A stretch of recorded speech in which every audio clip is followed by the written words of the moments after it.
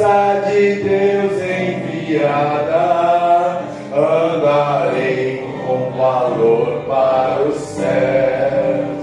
Quero andar de valor em valor e seguir a Jesus, meu Senhor, até que um dia receba no céu a coroa que me dará Deus.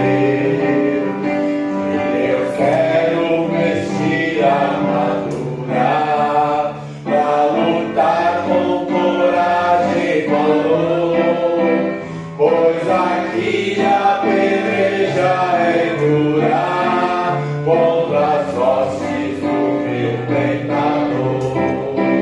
Quero andar de valor em valor e seguir a Jesus, meu Senhor, até que um dia receba no céu a coroa que me dará Deus. Em Jesus eu farei mil proezas no combate da fé e do amor. Nele tenho vigor e destreza pra lutar e pra ser vencedor. Quero andar de valor em valor e seguir a Jesus, meu Senhor, até que um dia receba no céu a coroa que me dará Deus. Eu direi ao findar essa lisa, combati o combate de amor e coroa terei de justiça que no céu me dará o Senhor.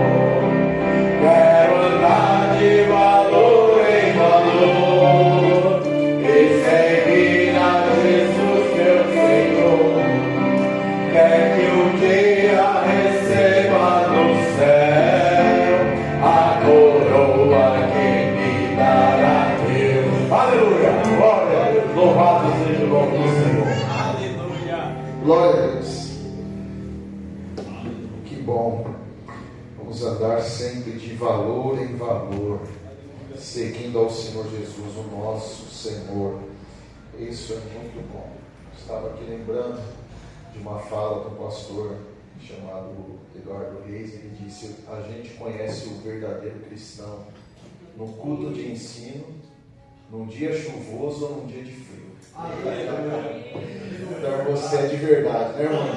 Glória a Deus, que bom que você está aqui. E vamos continuar andando de valor em valor. Glória a Deus. Vamos se colocar em pé, se você pode, uma vez mais. Nós vamos fazer mais uma oração. Nessa oração, há algum pedido especial, algum pedido de oração?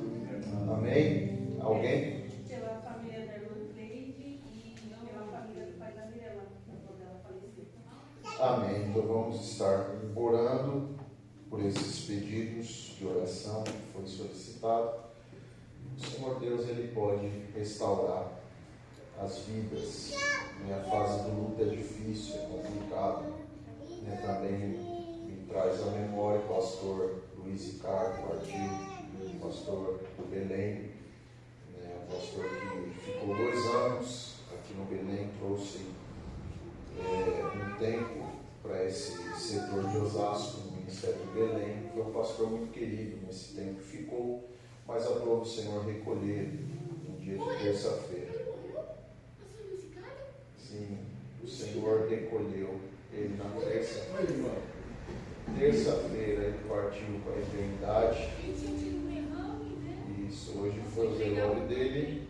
Então nós vamos estar orando também por essa família enlutada, família do pastor Ricardo, que fica também, e todos os irmãos que foram pastoreados por ele, tem um carinho, então nós vamos estar orando. Amém? Amém. Também aproveitando essa oportunidade, vamos orar e estar contribuindo com as nossas ofertas e dízimo para o mantimento desta obra. Amém? Procurador Maurício, por gentileza, faça essa oração. Ore aqui por esses pedidos de de oração, também por cada irmão contribuinte nesta obra, nós assim estaremos orando ao Senhor. Saúde, amada igreja, na paz do Senhor Jesus. Oremos nesta noite. Senhor Deus e Pai, primeiramente quero te agradecer por esta rica oportunidade, Senhor, de estarmos aqui na Tua presença para louvar e glorificar o Teu nome santo.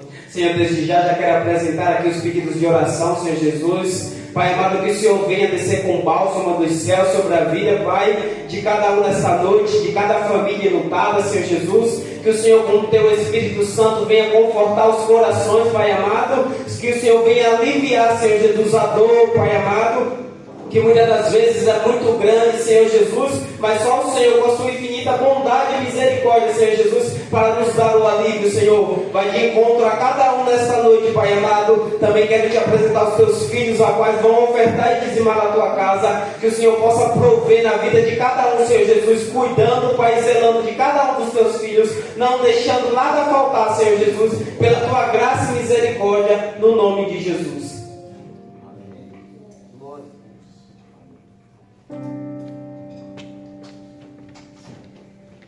Os irmãos podem se sentar? Paz do Senhor. Amém. Aleluia.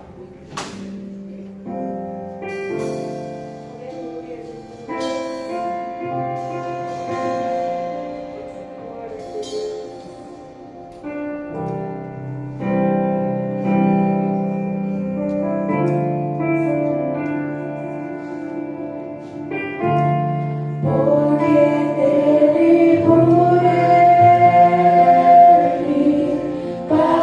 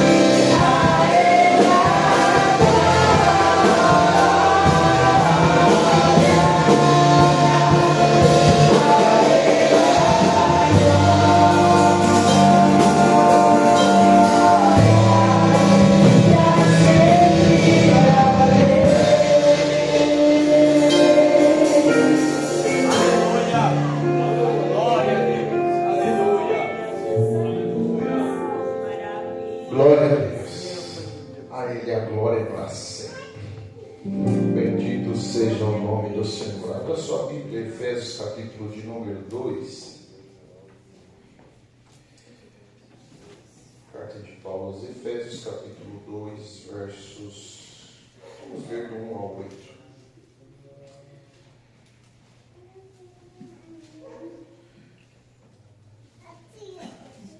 Diz assim o texto: E lhes deu vida, quando vocês estavam mortos em suas transgressões e pecados, nos quais vocês andaram noutro tempo, segundo o curso deste mundo, segundo o príncipe da potestade do ar, do espírito que agora atua nos filhos da desobediência. Entre eles também nós, todos andamos no passado, segundo as nossas inclinações da carne, fazendo a vontade da carne e dos pensamentos. E éramos por natureza filhos da ira, como também os demais. Mas Deus, sendo rico em misericórdia, por causa do grande amor com que nos amou, e estando nós mortos em nossas transgressões, nos deu vida juntamente com Cristo. Pela graça vocês são salvos. E juntamente com Ele nos ressuscitou. E com Ele nos fez assentar nas regiões celestiais em Cristo Jesus. Deus fez isso para mostrar, nos tempos vindouros, a suprema riqueza da sua graça, em bondade para conosco em Cristo Jesus. Porque pela graça vocês são salvos, mediante a fé, e isto não vem de vocês, é dom de Deus. Amém? Glória a Deus. Nós vamos hoje iniciar um novo tema nos nossos cultos de ensino. Nós estaremos falando a respeito da graça. Porém, eu intitulei Culpa e Graça, porque eu quero introduzir a mensagem falando um pouco a respeito de culpa. A gente vai entender que tem 3 palavras que definem os conflitos da natureza humana. Essas 3 palavras são culpa, perdão e graça. Isso vai definir os conflitos da natureza humana. É culpa, perdão e graça. Se você pode, grave isso. Culpa, Deus abençoe, perdão e graça. Essa é a que nós chamamos de tríade dos dilemas da natureza humana. Quando nós lemos as Escrituras, quando nós lemos a Bíblia Sagrada, nós vamos entender que Deus criou o homem e nessa criação Deus colocou as marcas dele, o Criador, inseriu as suas marcas no homem. Deus, ele criou o homem, conforme diz as Escrituras, Gênesis capítulo 1, verso 26, a sua imagem e a sua semelhança. Então, o homem, sua criação, ele foi criado imagem e semelhança de Deus. Teologicamente, nós chamamos isso dos atributos comunicáveis de Deus.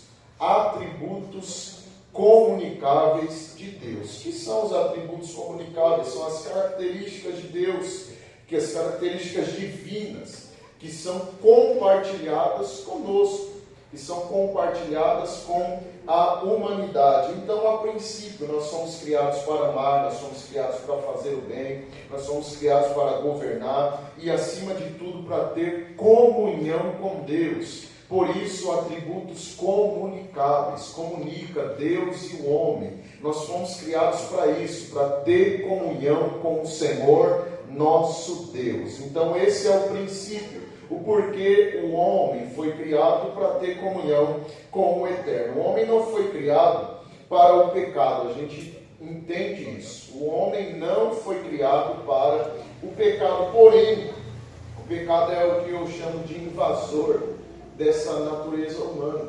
O pecado, ele invadiu a natureza humana e por isso, pelo pecado invadir a natureza humana, pelo homem dar liberdade, permitir que o pecado entre em sua vida, vai nascer, vai gerar esse conflito dentro do próprio ser humano. E esse conflito é o que vai mudar o curso da história.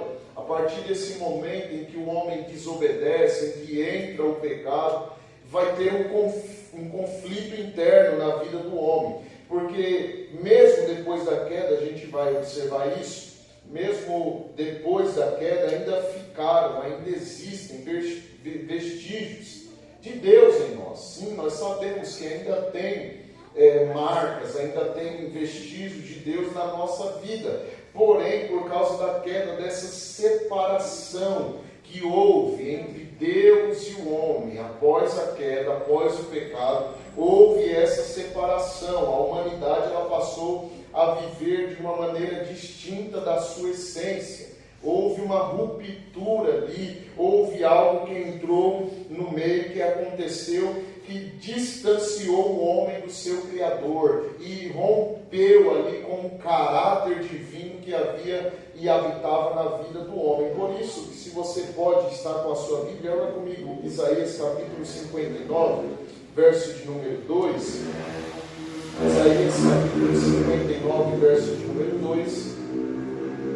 Vai nos dizer: mas as iniquidades de vocês fazem separação entre vocês e o seu Deus, e os pecados que vocês cometem o levam a esconder o seu rosto de vocês, para não ouvir os seus pedidos. Então olha que o profeta Isaías está falando aqui. As iniquidades fazem separação entre o homem e Deus. O pecado faz com que o Senhor esconda o rosto do seu povo, esconda o rosto do homem, faz até com que o Senhor não ouça os pedidos. Ou seja, eu estou em pecado e eu vou orar ao Senhor e Ele vai me ouvir. Não, Ele esconde o rosto e não me ouve, porque há uma separação. Deus não compactua com o pecado. Então, após o homem cair, após o homem errar, houve essa ruptura, houve essa separação entre Deus e o homem. Aí nesse texto nós vemos a prova disso também. Vamos ler para reforçar a ideia, Romanos capítulo 3, verso 23. Romanos capítulo 3, verso 23.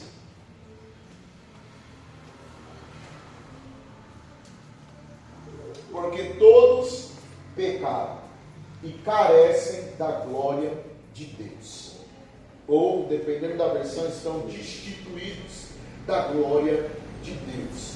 O que ele está dizendo aqui é: todos pecaram, todos, de maneira geral, todos pecaram, todos erraram. Então o pecado, que nós chamamos de pecado original, ele não afetou apenas o comportamento humano, mas o pecado afetou de maneira geral a natureza humana. Vamos partir desse princípio. O pecado ele não só afetou um homem que nós conhecemos como Adão, o pecado afetou toda a humanidade, toda a natureza humana. Então hoje a nossa natureza, ela carrega o que eu acabei de dizer, o que a teologia diz, que é o pecado original. O ser humano hoje, ao seu nascimento, ele já carrega esse pecado original. Ou seja, o que eu estou dizendo é: nós não nascemos apenas em um mundo que está contaminado pelo pecado. Nós sabemos, o mundo jaz no maligno, o mundo está contaminado pelo pecado, sim, mas nós também já nascemos com uma inclinação a pecar. Nós já nascemos com essa inclinação para o pecado. A queda de Adão, ela introduziu dentro da humanidade essa tendência para a gente falhar moralmente. Essa queda do homem já veio produzindo em nós essa tendência de falhar de maneira moral. Por isso que ninguém precisa ensinar uma criança. Entendi, por exemplo, eu brincava com minha esposa que tinha coisa que a minha filha fazia, que eu falei no Adão que ensinou ela.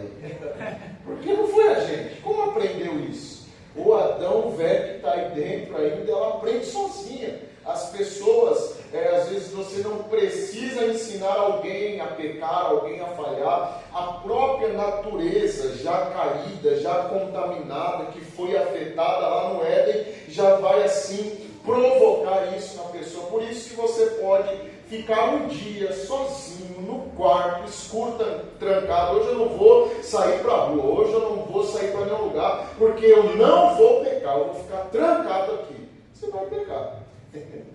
Dentro da sua casa. Mas não vai ter o tentador, eu não vou ter nenhuma tentação na rua, mas ainda assim, dentro do seu quarto, trancado, sozinho, sem ninguém, você vai fazer alguma coisa de errado. Seja pensando, seja falando, seja fazendo, você tem essa tendência, por causa da sua natureza, que é a natureza pecaminosa, que foi uma herança de Adão a você, você vai agir de maneira errada. Por mais que você falar, o tentador não vai chegar aqui, eu vou me trancar aqui, não vai vir ninguém. Você vai ter uma tendência a errar, porque isso é pecado original. Então, vamos entender, o pecado, ele já está presente na nossa natureza caída. O pecado, ele já está presente também na nossa natureza humana, desde o nosso nascimento. Por isso que o salmista vai dizer, é um salmo muito conhecido, se você puder abrir Salmo 51, verso 5. Salmo 51, verso 5. Diz assim: eu nasci na iniquidade, e em pecado me concebeu a minha mãe. É o que o salmista Davi está dizendo. Nasci em pecado, fui concebido em pecado, e já nasci também em pecado. É o que ele está dizendo. Ainda, Romanos capítulo 7, verso 19.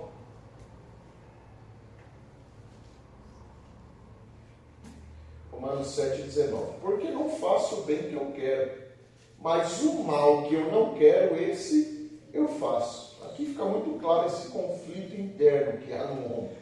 O que ele está dizendo ali? Eu não faço o bem que eu quero. Eu quero fazer o bem. Eu desejo fazer o bem. Só que eu não consigo. Em contrapartida, o mal que eu não quero fazer, esse eu acabo fazendo.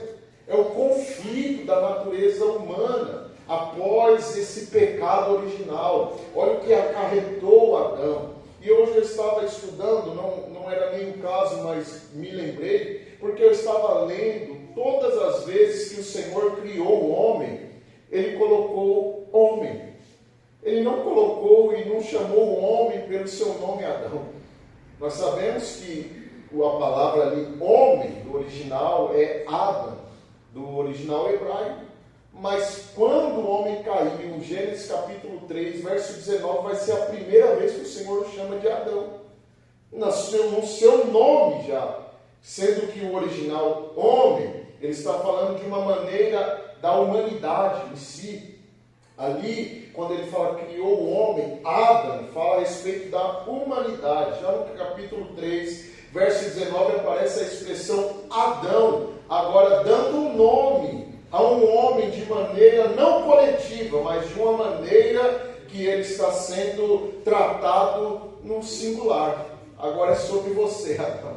Então, nós vamos ver isso aqui, que o homem, ele falhou, ele errou, ele caiu e nasce esse conflito interno. A gente herdou isso do homem, o bem que a gente quer fazer, às vezes a gente não faz, não consegue fazer, e o mal que a gente não deseja, que a gente não quer, a gente acaba cometendo. Essa é a inclinação, esse é o conflito da nossa carne. Porém, ainda assim, é justamente nesse conflito que nasce o que nós chamamos, e o que eu quero dizer esta noite, de culpa. É nesse conflito entre o bem que eu queria fazer, eu não consegui fazer, e o mal que eu não queria, eu fiz. Exatamente nesse conflito interno de fazer o bem e tentar fazer e não conseguir, e acabar fazendo mal, vai nascer a culpa. Exatamente aí, na maneira, na forma, no jeito em que se faz ou não consegue fazer, ou que faz o que é errado, vai nascer o sentimento de culpa. O homem caiu, o homem errou, o homem falhou, nós sabemos. Porém, ainda existe nesse termo o que nós chamamos de consciência.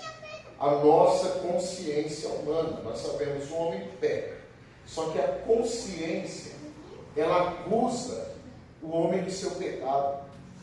existe algo dentro de nós que nos acusa do que nós fazemos, do que é errado ou não. Nós vemos o homem, ele errou, mas ele carregou dentro de si ainda uma percepção de que ele perdeu alguma coisa, de que algo aconteceu enquanto ele deixou de fazer o que ele deveria fazer.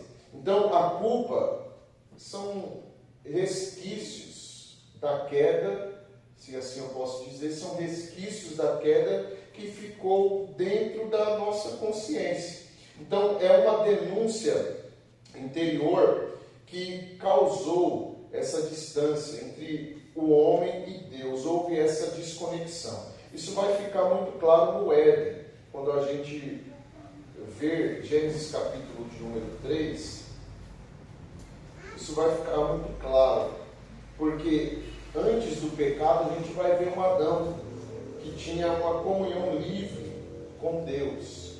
A gente vai ver um homem que vivia uma perfeita, se assim posso dizer, comunhão com Deus.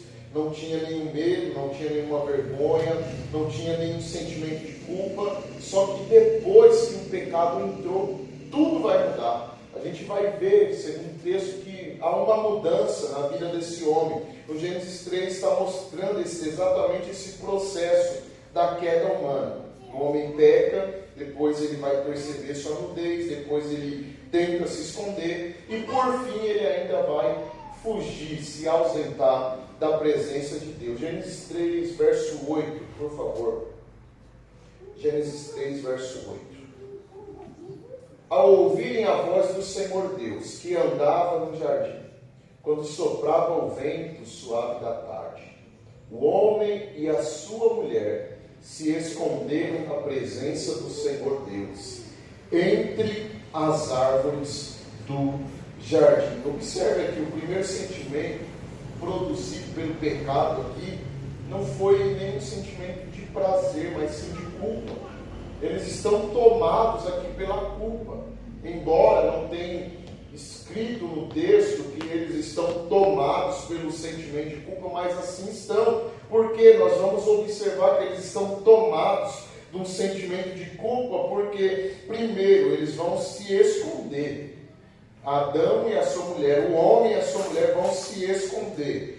O pecado, lembra, faz separação. Então, vai começar a alterar algumas coisas na vida dele. Primeiro, a relação do homem com Deus vai ser mudada. A relação do homem consigo mesmo vai ser mudada. E também a relação do homem com os demais vai ser alterada. Por isso que, continuando, diz no verso de número 9, olha o que diz. E o Senhor Deus chamou o homem e perguntou, aonde você está? Como se Deus não estivesse vendo, né? Parece que Deus não está enxergando Adão, ele está bem escondido, Deus não consegue ver. O Adão se escondeu de uma maneira que se ocultou até de Deus. Será que é isso? Não, Deus está fazendo uma pergunta e depois eu volto nessa pergunta, aonde você está? Aí ele vai responder, Gênesis 3, verso 10. Ele respondeu, eu ouvi a tua voz no jardim, e porque estava nu, tive medo e me escondi. Veja essa progressão. Ele já está falando que se escondeu. Ele está falando aqui que sentiu vergonha dele mesmo, porque ele falou que estava nu. Então vem um sentimento em mim de vergonha de mim mesmo. E depois, aquilo que era tão natural para ele, aquilo que era tão normal, aquilo que fazia ele sentir prazer, agora vai produzir nele medo e também constrangimento. A tua voz veio no jardim e eu decidi me ocultar. Eu decidi me esconder, porque isso não está só afetando a vida de Adão de maneira moral, mas também vai resvalar em nós. Ele está aqui tomado por um sentimento de culpa, e a culpa, quando ela vem pelo pecado, faz tomar essa decisão, se afastar do Senhor, se esconder do Senhor. Agora, aquela voz que falava e você tinha prazer em ouvir, aquela palavra que vinha e você glorificava, eita, Deus falou comigo, eita, o Senhor falou de maneira especial na minha vida, eu muito me alegrei por essa palavra. Agora, quando ele fala, se está tomado por um sentimento de culpa, isso já não tem mais prazer para você, já não dá mais prazer. Me dá medo. Eu quero me ocultar dessa voz. Eu quero me esconder da sua presença. Por isso é muito comum alguém, quando erra e quando peca, a primeira coisa que faz é se ausentar dos cultos. É se ausentar desse ambiente de comunhão. É se ausentar de um culto onde ele tinha o prazer de participar. Hoje é culto de ceia, eu quero me assentar na mesa, eu quero ceiar, mas aí quando ele chega, ele vem carregado de culpa e ele fala, não vou. Eu não tenho mais prazer em cear. Eu não tenho mais prazer em me reunir no lugar do encontro com Deus. Eu não tenho nem mais prazer na voz do Senhor. Ela me traz medo.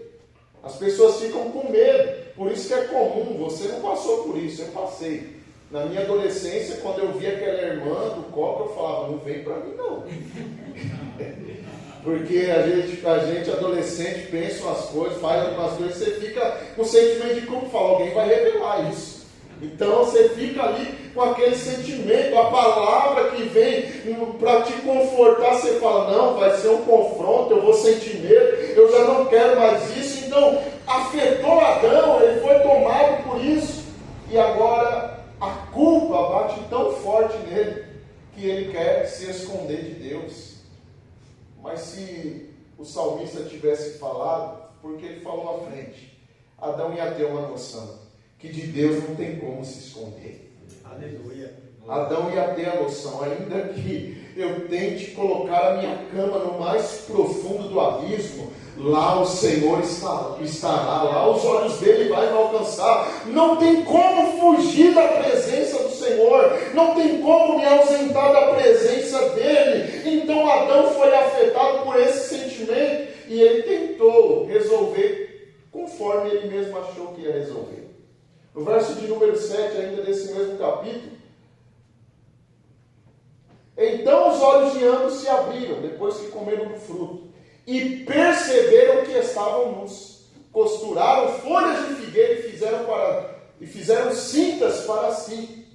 Veja, os olhos se abriram, perceberam que estavam nus, automaticamente tentaram resolver essa história. Falou, opa, a gente está nu, tem alguma coisa estranha aqui. Um sentiu vergonha do outro, vamos coser ali é costurar, vamos costurar folhas de figueira, fazer cintas, vamos cobrir a nossa nudez. Só que aí quando Deus aparece no verso 10, que a gente estava agora, ele já tinha costurado folhas, ele já tinha feito cintas, já tinha ali coberto a nudez, mas no verso 10, quando Deus aparece, ele revela, ele estava nu. Mas ele não cobriu a nudez. Só que todo esforço humano para tentar cobrir, reparar o seu erro, reparar o seu pecado vai ser em vão. Não tem como o homem, na sua fraqueza, reparar o seu próprio pecado, o seu próprio erro. Não tem como. Por isso que as pessoas falam, eu preciso acertar minha vida e depois eu vou para a igreja. Nunca vai vir. Porque nunca vai acertar a vida. Você precisa de Deus, porque todo esforço vai ser vão. Você só vai coser folhas, só vai costurar folhas, mas quando Deus aparecer, você vai falar, eu ainda estou nu. Todo o meu esforço foi vão. Isso resvalou na nossa vida. Essa culpa de Adão, o que ele cometeu, não só atingiu ele moralmente, não só atingiu ele como indivíduo, mas atingiu toda a humanidade, atingiu todos nós. Então, desde Adão, a nossa humanidade, o nosso eu, todos nós vivemos assim, tentando esconder as culpas, tentando mascarar as dores, tentando fugir de Deus, tentando silenciar a nossa consciência, desde Adão. Hoje a gente continua vivendo assim. Porém, a culpa, nós sabemos que continua presente, porque ela nasce das ações externas e ela nasce de uma natureza também que foi desconectada de Deus. Só que a culpa, apesar de dolorosa, apesar de trazer coisas que nós não queríamos, ela também possui uma função que é espiritual. A culpa trazendo dores, ainda assim traz algo espiritual ao homem, porque ela desperta o homem para uma necessidade de reconciliação com Deus. Se você, na sua consciência, assim fizer, você for atingido por um sentimento de culpa, essa culpa pode te afastar de Deus, como ela também pode te aproximar dele de novo. Então a culpa, ela tem o seu lado bom e também tem o seu lado ruim. Porém, nós, como cristãos, devemos entender, a culpa, ela vem para tentar me afastar do Senhor, mas eu vou usar ela para me conectar de novo a Ele. Eu devo pegar a culpa e trazer de volta a conexão com o meu Salvador.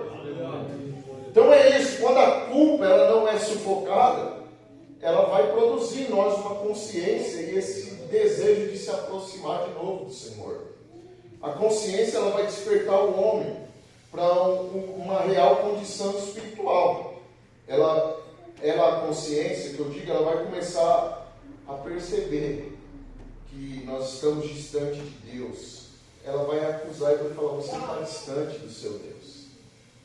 Ela vai dizer, você é muito frágil, você é pequeno, você não consegue, você precisa mudar, você precisa da sua reconexão, você precisa voltar ao seu Senhor.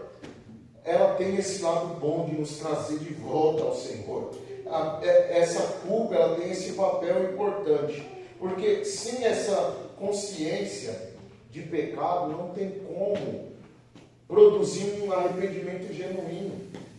Sem essa culpa que desperta a nossa consciência, nós nunca conseguiremos alcançar um arrependimento genuíno. O que é arrependimento genuíno? Porque assim ninguém busca o perdão sem antes reconhecer que precisa de perdão.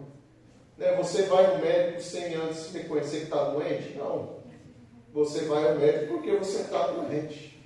Você vai buscar perdão porque você reconhece, eu errei, eu falhei, a culpa me apontou a minha falha, eu estou com esse sentimento culposo, mas através disso eu vou buscar arrependimento genuíno, eu vou buscar essa conexão de volta com o meu Criador, e todo arrependimento que é genuíno, ele vai fazer algo em nós, ele vai trazer uma mudança de comportamento.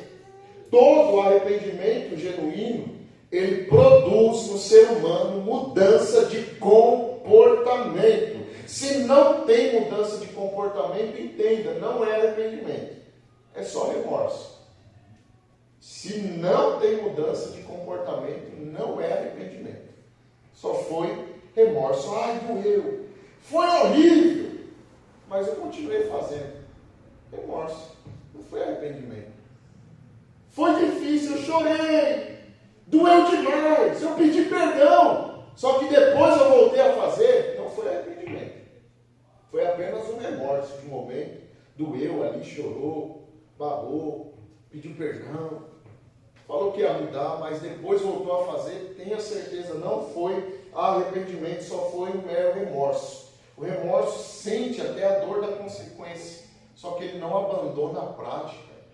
Ele sente que há um peso, ele sente uma culpa, porém ele não tem coragem de mudança.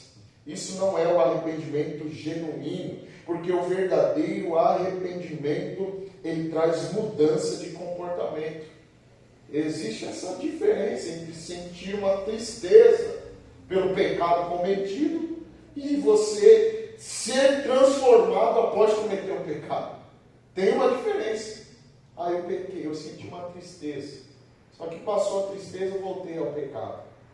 Agora, quando você se transforma, muda a rota e você passa longe disso, esse pecado aqui não é mais para mim. Eu passo longe. Porque tem coisas, irmãos, que a gente tem que fugir mesmo, como diz a Bíblia, da aparência do mal. Esse arrependimento, ele tem que fazer mudar de rota. Essa é a palavra original para arrependimento, metanoia. Significa mudança de comportamento, mas mudança de direção. É você estar caminhando para esse lugar, mas você fala, não, esse caminho não é para mim, agora eu vou caminhar nesse caminho. Isso é arrependimento, é metanoia, é mudança de direção. Então é você perceber, esse lugar, esse ambiente não é mais para mim. Então eu não vou mais frequentar ali. Eu não vou nem mais passar ali, eu vou fugir da aparência do mal. Como que alguém que ele teve, vamos falar assim, teve uma vida atrás de voltada ao alcoolismo, ele vai continuar frequentando o bar? Ah não, eu vou ganhar os meus amigos lá para Jesus. Traz ele para a igreja, não vai lá no bar. Porque você vai ter uma leve percepção, a sua mente vai voltar, esse ambiente era o que você gostava. Era aqui que você se alegrava. E aí você vai ficando fraco, vai ficando fragilizado. Então mudança de rota. Olha, eu frequentava o bar, agora não é mais lugar para mim. Eu mudo de ambiente, eu mudo a minha rota, eu mudo a direção. Isso é arrependimento, isso é metanoia, é você mudar. Nós temos exemplos na Bíblia que eu gosto de usar, mas não tem tempo para isso. Eu vou citar apenas um hoje. O outro é Zaqueu. O outro que eu gosto é o carcereiro que judiou de Paulo e Silas, depois ele sarou as feridas. Arrependimento. Zaqueu falou, não disse que ele roubou, mas ele falou, se eu roubei, eu vou restituir 4 vezes mais. Isso é arrependimento. Roubava, agora restitui. Você maltratava, agora você cuida das feridas. Isso é arrependimento. Vamos ler um texto, vamos começar primeiro Atos 8, verso 3. Esse homem aqui verdadeiramente se arrependeu. Mudou de rota. Mudou a sua direção, mudou completamente, é o verdadeiro arrependimento. Saulo, porém, queria destruir a igreja. Olha aí, Saulo, que é o Paulo, queria destruir a igreja, indo de casa em casa, arrastava homens e mulheres, lançando-os na prisão. Terrível esse cara. Queria destruir a igreja, pegava os homens, as mulheres, estavam orando, ele arrastava para a prisão. Esse é o Saulo. Atos capítulo 9, verso 1 e 2. Saulo, respirando ainda ameaças e morte contra os discípulos do Senhor, dirigiu-se ao sumo sacerdote e lhe pediu cartas para as sinagogas de Damasco, a fim de que, caso achasse alguns que eram do caminho, tanto homens como mulheres, os levasse presos para Jerusalém. Perseguidor da igreja, queria prender os cristãos, queria prender os discípulos. Atos 22, verso 4.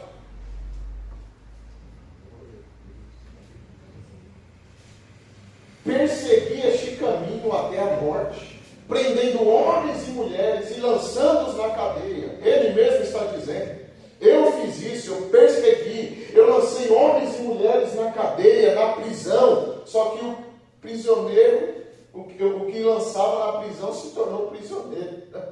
Nós vamos ver isso à frente. Ainda 26, verso 11 de Atos. Atos 26, verso 11. Mais uma vez ele confirma isso. Muitas vezes os castiguei por todas as sinagogas, obrigando-os até a blasfemar, e demasiadamente enfurecido contra eles, eu os persegui até as cidades estrangeiras. É Paulo, irmãos. Perseguidor da igreja, perseguidor dos cristãos. 1 Coríntios 15, verso 9. 1 Coríntios 15, verso 9.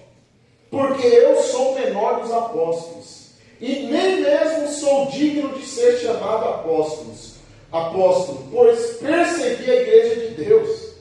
Ele está falando, eu sou o menorzinho deles. Aliás, eu nem tinha esse direito de ser chamado de apóstolo. Por quê? Porque eu persegui a igreja de Deus. É Paulo que já está se quebrantando aqui. Ele está falando aqui que não era apenas um religioso que estava equivocado, mas ele está falando, eu fui um perseguidor terrível da igreja. Paulo, o apóstolo, perseguidor terrível, lançava crentes na prisão, cristãos, discípulos de Jesus na prisão, obrigava a blasfemar. Agora abra Gálatas capítulo 1, verso 23, somente esse. Gálatas 1, verso 23. Olha o arrependimento. Volta no 22 para ter um pedaço do contexto. É Paulo que está dizendo. E eu não era conhecido pessoalmente pelas igrejas da Judéia, que estão em Cristo. Ouviam somente dizer: aquele que antes nos perseguia, agora prega a fé que no passado procurava destruir. Aleluia. Arrependimento. Ele procurava destruir a fé, agora ele é o pregador da fé, agora ele está pregando a palavra de Deus. Isso é um verdadeiro arrependimento. Antes perseguia, agora está sendo alguém que prega a palavra, que não é mais perseguidor, mas que é até perseguido por este evangelho. É um homem que verdadeiramente foi mudado, foi transformado, foi alguém que teve um verdadeiro arrependimento da parte de Deus. Ele antes destruía, agora ele é alguém que edifica a igreja, é alguém que prega o evangelho, alguém que antes perseguia a fé, agora prega a respeito da fé. Isso é verdadeiro arrependimento. Mudou de direção, mudou a sua rota, mudou até o seu propósito. Se eu perseguia, eu não vou mais perseguir, agora eu vou servir com amor. Foi isso que Paulo fez. Um homem que antes espalhava medo, amedrontava todos. Até quando o Senhor vai chamar aquele homem para ir falar com Paulo, ele fala: epa, esse homem é perseguidor. Ele espalhava medo, agora ele espalha o evangelho de Deus. Ele espalha o amor. Então não foi apenas uma mudança de opinião. Eu mudei de opinião. Não. Foi uma transformação de natureza. É isso que o arrependimento faz. Uma transformação da nossa natureza. As coisas velhas se passam e tudo se faz novo. Então o arrependimento ele produz mudança de comportamento. Então, por outro lado, também, se a gente entender a respeito da culpa ainda, se a gente negligenciar isso, a consciência da culpa e essa necessidade de arrependimento, de voltar, de se reconectar com Deus, a gente é dominado por um sentimento de vergonha, assim como foi Adão. Se você não buscar o arrependimento, está sendo apontado pela culpa, mas não busca o arrependimento, você vai viver um sentimento de vergonha. Você vai viver com ansiedade, com autocondenação todo dia. Só que tem um processo que pode mudar tudo. Vamos ler 1 João capítulo 1, verso 9. Primeira epístola de João, capítulo 1, verso 9. Primeira epístola de João, verso 9, capítulo 1. Se confessarmos os nossos pecados, Ele é fiel e justo para nos perdoar os pecados e nos purificar de toda injustiça. Olha o que ele está dizendo.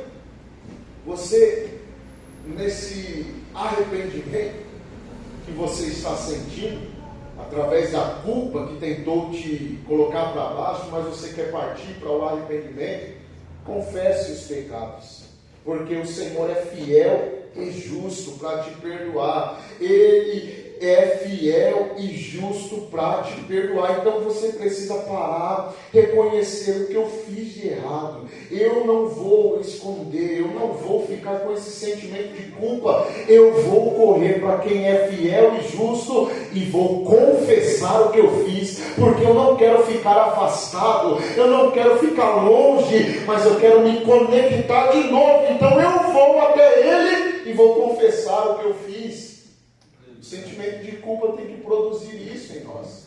Buscar o arrependimento e confessar diante de Deus. Olha esse Salmo 32, verso 3. Esse salmo aqui, irmãos, é poderoso demais, viu? Salmo 32, verso 3. Vamos do 3 ao 5. Enquanto calei os meus pecados, envelheceram os meus ossos pelos meus constantes gemidos todo dia. Olha o que ele está dizendo aqui. Enquanto eu calei, ou não falei dos meus pecados, os meus ossos se envelheceram. Ou seja, eu estava sendo corroído por dentro. Meus gemidos, os meus choros, tocavam no profundo da minha alma. Por quê? Eu calei os meus pecados. eu não falei, eu não confessei, eu escondi.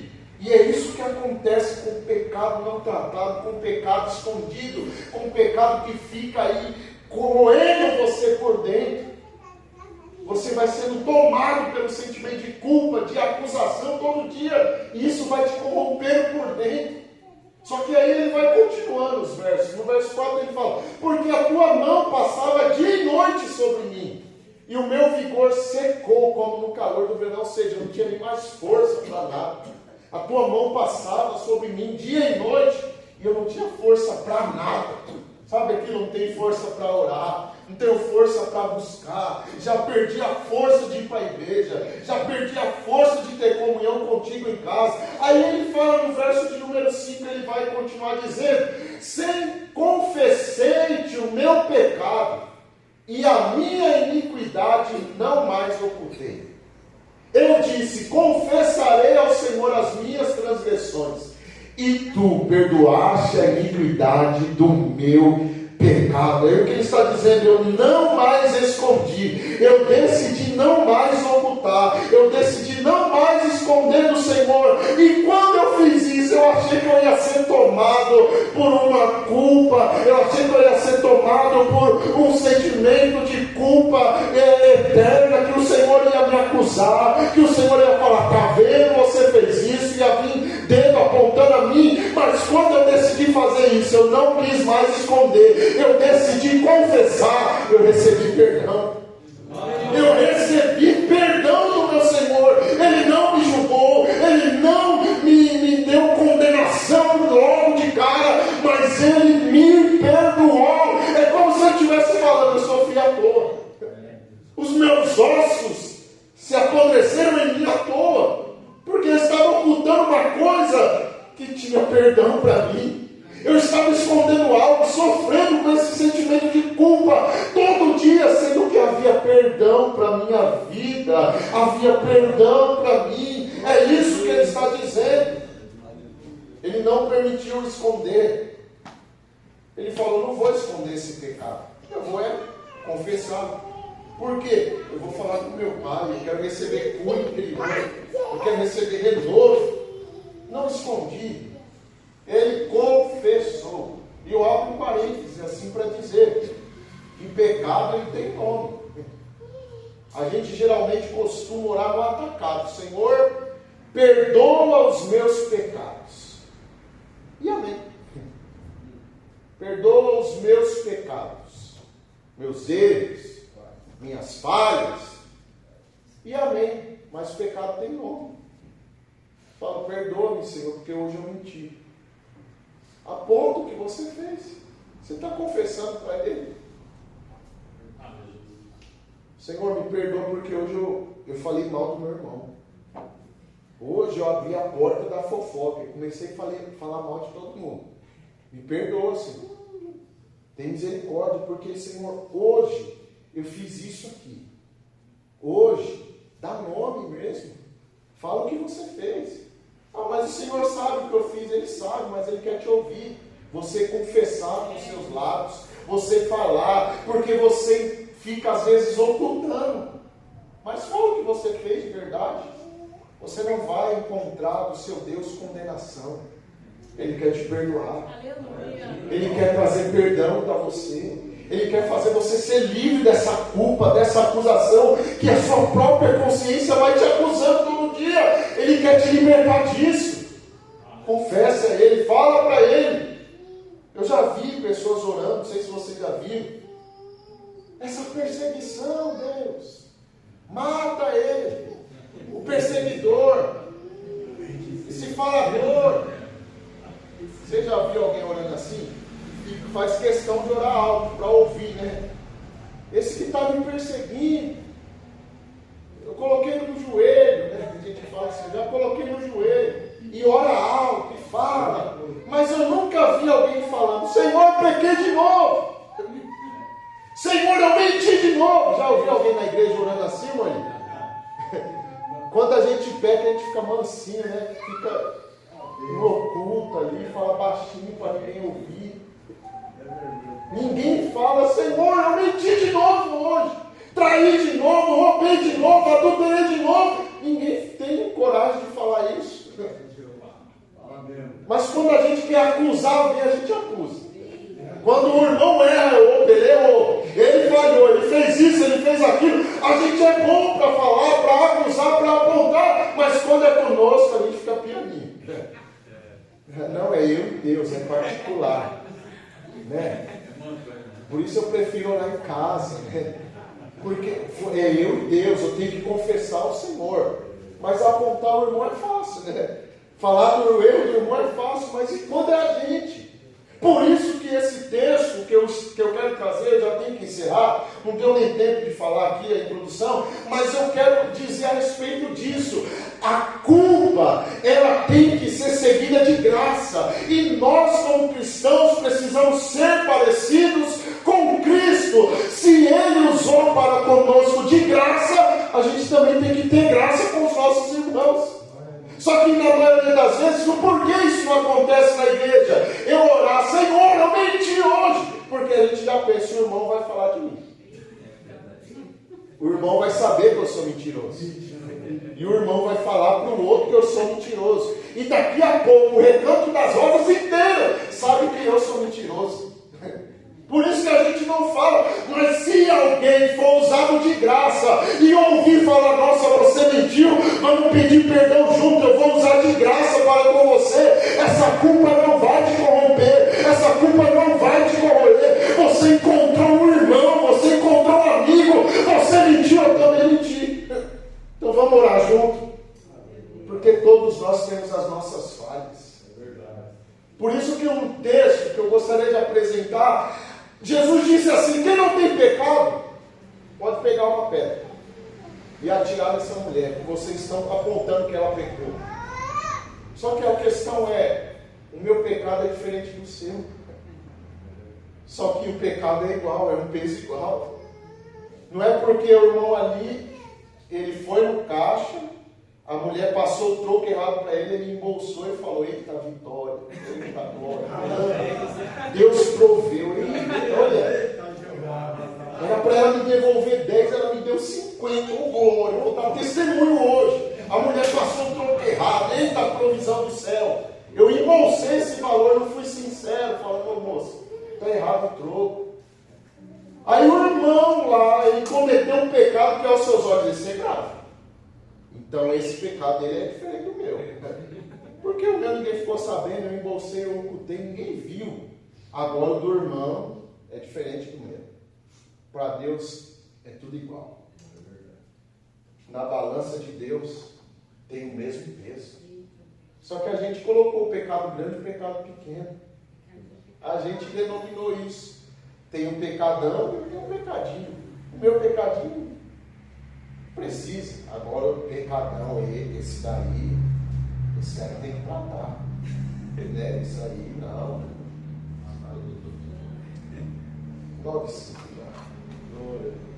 Mas Deus quer nos trazer por esses dias. Nós vamos dar continuidade nesse ensino.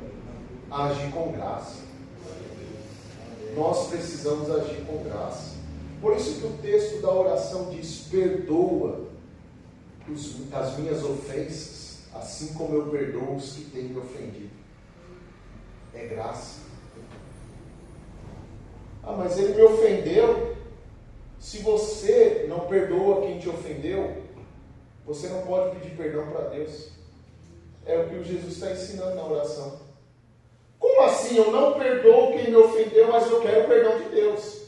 Não, eu não consigo liberar perdão para aquele que me ofendeu, ele me xingou, ele me bateu, ele foi traíra comigo, eu não vou liberar perdão. Aí quando eu erro, eu quero o perdão de Deus. Oh Deus, me perdoa.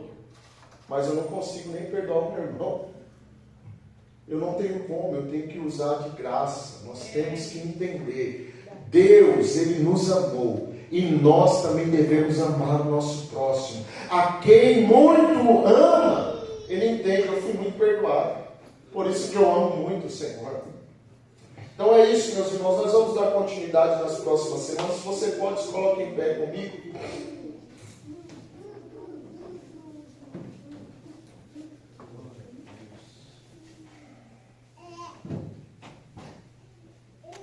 Deus hoje nos trouxe aqui com essa palavra.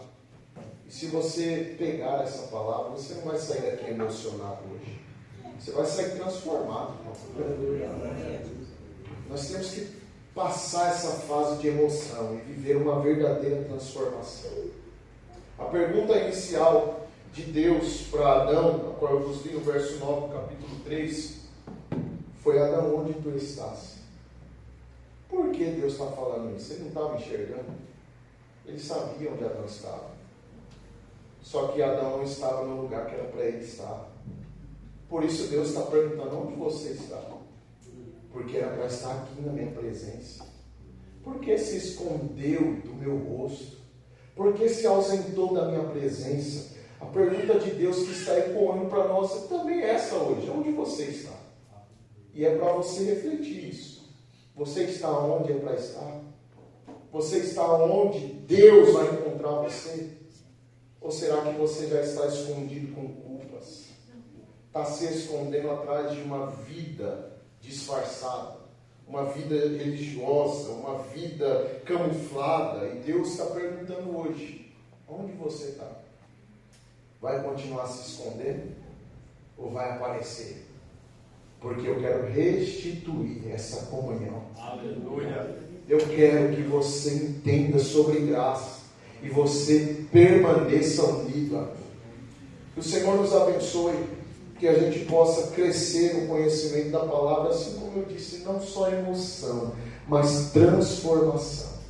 Carregue esta palavra para a sua vida e que ela produza em você arrependimento, que você venha mudar, praticar essa palavra para a honra e glória do Senhor. Amém? Vamos orar ensinando. O operador Paulo Vitor ora e eu ministro a bênção apostólica. Meus irmãos, a paz do Senhor Jesus. Vamos orar. Querido Deus e Pai, nós te agradecemos, Senhor, uma vez mais por estarmos aqui reunidos, Senhor, prestando um culto a Ti. Desde já, Senhor, que nós possamos cada vez mais, Pai, chegar no arrependimento genuíno, Pai, para que cada vez mais, Senhor, dia após dia, nós possamos, Pai, nos assemelhar do Seu Filho amado Jesus, Pai. Desde já, Senhor, nos conceda cada vez mais graça, Senhor. Nós te agradecemos pelo este privilégio, Pai. Nós te louvamos, Senhor, nos leva-nos em paz para a nossa casa, que nós tenhamos, Senhor, o resto de semana abençoado. Em nome de Jesus nós te agradecemos. Amém. Levante suas mãos. A graça do Senhor Jesus, o amor de Deus, nosso Pai, a comunhão, a consolação e presença do Espírito Santo habite em sua vida todos os dias. Se você crê, recebe e diz amém. Amém. Deus abençoe. Pai, paz em nome de Jesus, e cumprimente seu irmão com a paz do Senhor.